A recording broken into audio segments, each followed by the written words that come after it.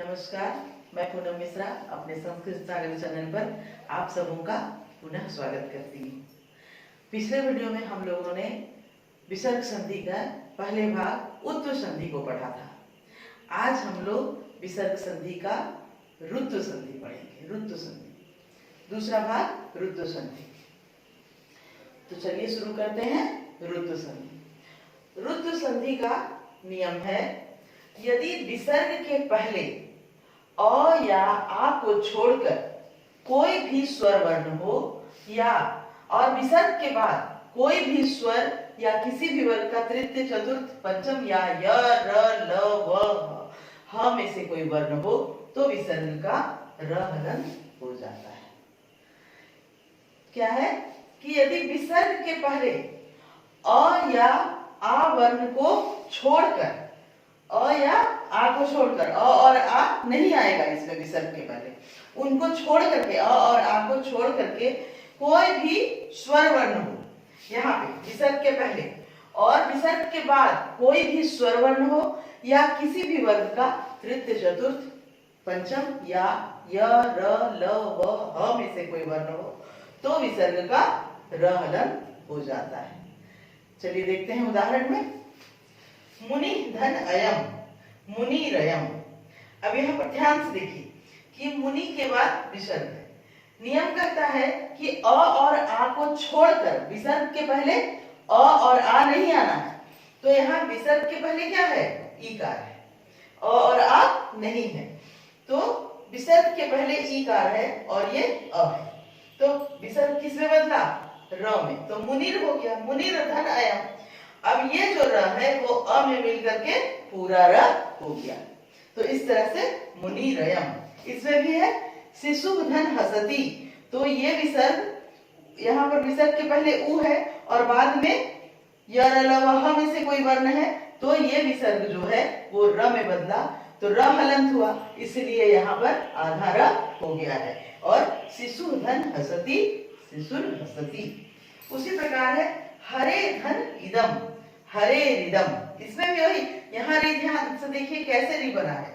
हरे विसर्ग के पहले अ आ नहीं है, ए वर्ण है, इसलिए और इसके बाद कोई भी स्वर वर्ण, कोई भी में ई आया है, इसलिए विसर्ग किसमें बना? र में कन्वर्ट किया, तो हरेर हो गया और ये र और ई मिलकर के ये री बना है। इस तरह से हरे धन इदम हरे इदम। साधु धन वदति साधुर वदति। कवि, यहाँ पर भी विसर्ग है। कवि धन इच्छा कविर इच्छा। निह धन झरह निर्झरह। और भी हम लोग बहुत सारा अपने से बना सकते हैं। अब देखिए नीचे लिखे शब्दों को हम लोग संधि विच्छेद करके देखेंगे। निरुपाय निह धन उपाय। निर्जन निह धन जन। निर्जलम निह धन जलम। निर्जनम निह धन जनम। दुर्गंध दुह झन गंध और दुर्जना क्या होगा? दुह झन जना। तो इस तरह से विसर्ग को र में कैसे बदला जाता है। उत्तु संधि मतलब विसर्ग को उ में बदलना और रुत्तु संधि मतलब विसर्ग को र में बदलना, तो यही रुत्तु संधि है। फिर से हम लोग एक बार देख लेते हैं कि यदि विसर्ग के पहले अ या आ को छोड़ करके कोई भी स्वर वर्ण हो और बाद में विसर्ग के बाद में कोई भी स्वर हो या किसी भी वर्ग का तृतीय चतुर्थ पंचम वर्ण या य र ल व ह में से कोई वर्ण हो तो विसर्ग र हलंत में अर्थात आधा र में बदल जाता है।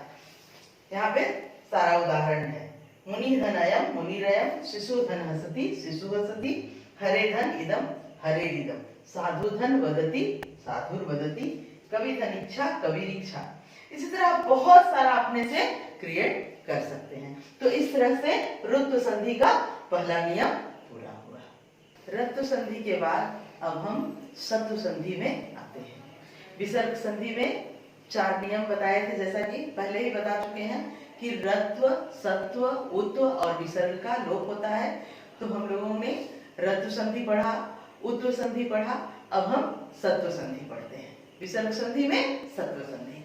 तो सत्व संधि का नियम है, सत्व संधि का मतलब बता देते हैं कि विसर्ग को स में बदलना, चाहे वो तालव्य स में विसर्ग को बदलना, चाहे मूर्धन्य स में बदलना, चाहे दंत स में बदलना, इसे ही सत्व संधि कहा जाता है।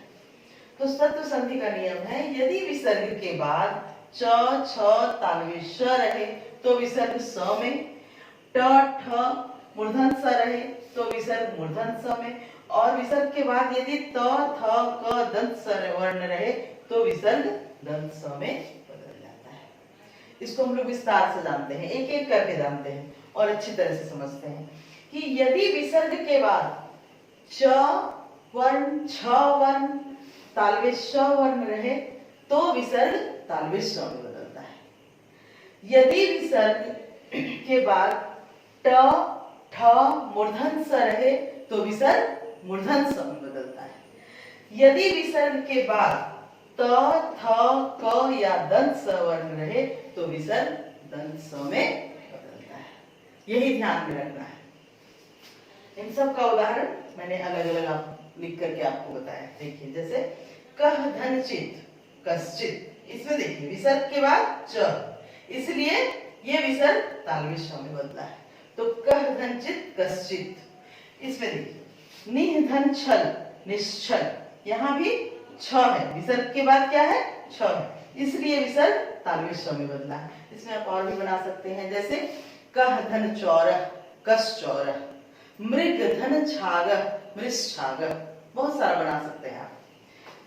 दूसरा का उदाहरण देखिए धनु धन टंकारह, यहाँ पर विसर्ग के बाद ट वर्ण है, इसलिए ये विसर्ग मूर्धन्य स में बदला है। धनु धन टंकारह धनुष टंकारह, देवः धन षष्ठ देवश्ष्ठ। इस तरह से आप और भी अपने से क्रिएट कर सकते हैं। इसमें देखिए नमः धन कारः, यहाँ पर नमः धन कारः विसर्ग के बाद क वर्ण है तो विसर्ग किसमें बदलेगा दंत स में बदलेगा, ये इसलिए हो गया है नमः धन कारः नमस्कारः।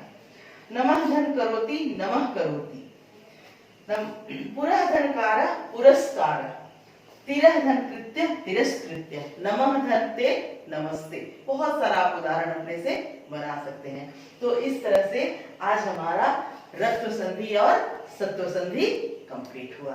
अब हमारा सिर्फ बच गया है विसर्ग का लोप।